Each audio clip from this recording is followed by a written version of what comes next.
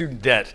According to the Federal Reserve Bank of New York, outstanding balances for student debt nationwide is more than $1.25 trillion. That's more than the auto loan balances combined. $2 billion more, in fact. A lot of economists think this is the next bubble that could burst and really damage the economy. What can the federal government do about it?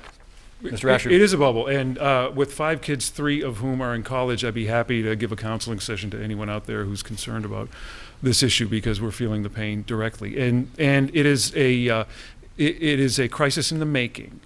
First of all, we have a culture of debt in this nation already. $19 trillion of debt from a federal perspective is far too much, but we're also seeing that culture translate over to the federal takeover of student loan financing. When that happened, things got worse. And it's another example of the federal government getting involved in areas where it shouldn't and doing a failing job.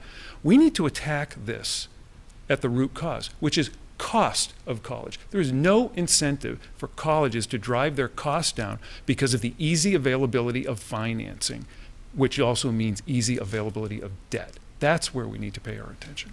Congressman, same question. I'll tell you what drives costs at colleges, rising tuitions. And when my opponent was on the board, the trustee of UNH, he voted to raise tuition rates 6.9%. That didn't help New Hampshire families. It didn't make UNH more competitive. Here's what we do need to do.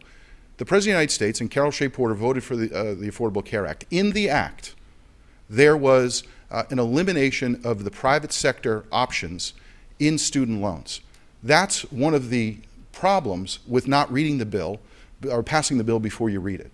So there is no longer a private sector option. So you have to do 2 things. Number one, cap the federal loan rates. And secondly, bring back the private sector to be more competitive, to give families more options. And finally, as a mayor, we went through this.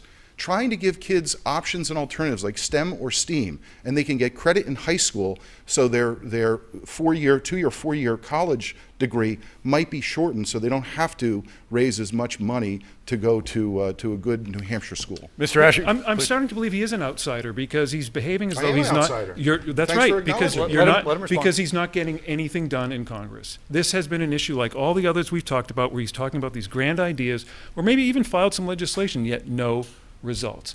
On the University System Board, I did help make that institution more competitive. When I got there, their engineering school was in danger of losing its accreditation, and for a state like ours, that simply can't happen. I led the way to make that institution more competitive, and I'm proud to have done so. I don't know